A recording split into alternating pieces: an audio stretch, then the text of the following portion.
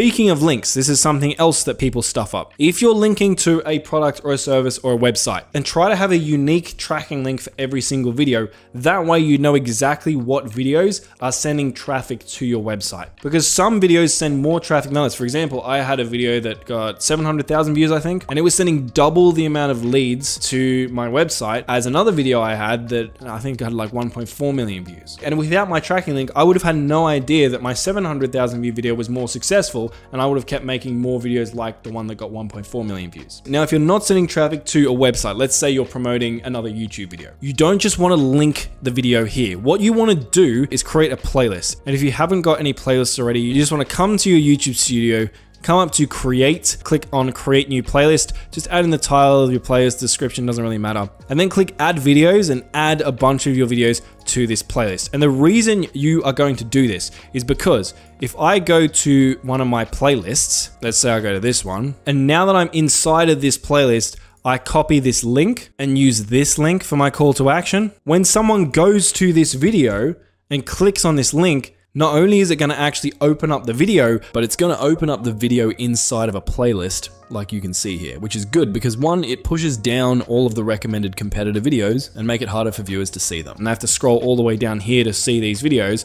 But two, it means that if people get to the end of your video, now they're going to just automatically be loaded up another one of your videos, and then another one, and then another one, which is going to hopefully help you get multiple views off the same viewer. So I'm going to put that there. Next, what I like to do is I like to have this videos to watch next section, and I have a couple of different videos that are related to the topic of the video I'm posting with links to them, again, to try and get people to watch multiple of my videos. And what you'll notice here, if you look at these links carefully, you'll see that these look like the link I just showed you. And that's because these are also playlist links. So if I copy this and I chuck this into YouTube, you'll see that it loads up this video, but it loads it up again inside of a playlist. Now down below, what I like to do now is have another section for calls to action. Again, I use emojis here because I want to draw people's attention to these calls to action. This is exactly the same as the call to action that's up here. I just changed the wording of it. So if people don't click up here, I have another shot of getting them to click down here. So what I would do is I could just like copy something like this. Instead of doing want to watch me buy 5 million views, I could just do something like,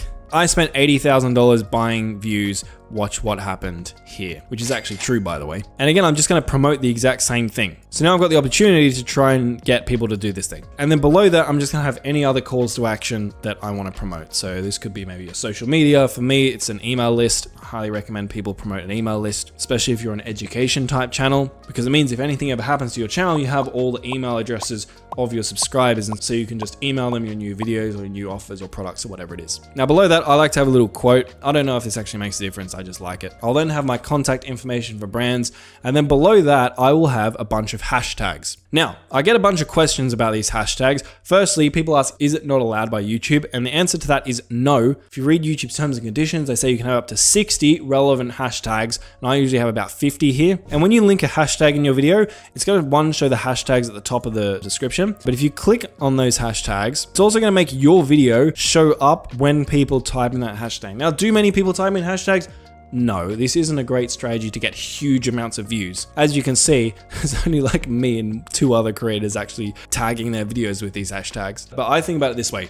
It can't hurt. It's not going to make me get less views. And if your videos are all around a similar topic, I normally just copy and paste the same list of hashtags, but just be careful doing that if your videos are very different, because YouTube terms and conditions say you need to make sure your hashtags are actually relevant to the video that you're posting. Now, if we keep coming down, we end up in the custom thumbnail section. Now, quick note here, if you don't see this section, it's probably because you haven't verified your channel. So if you have a new channel, what you need to do is come into settings, then you want to go to channel, then you want to go to feature eligibility. And in here, you can see this is a new channel, right? I'm not eligible for these other 2 features because I haven't verified my phone number. So you would just need to verify your phone number, and then you'd also need to verify a valid ID to get access to the last one. And that's going to allow you to do things like custom thumbnails, upload videos longer than 15 minutes, etc., etc. But anyway, back to thumbnails. We have upload a file, which can upload a singular file. You can auto-generate a thumbnail, which is usually horrendous. And you can test and compare, which is going to let you upload multiple thumbnails and test them against one another. Now, I do think the test and compare option is the one you should go with. I've heard people saying test and compare actually hurts your videos. I haven't found that, and a lot of my other YouTuber mates who are much smarter than me haven't found that either. So what I would do is you just come and click on this, and then you upload multiple different thumbnails. So I might just upload this one, this one,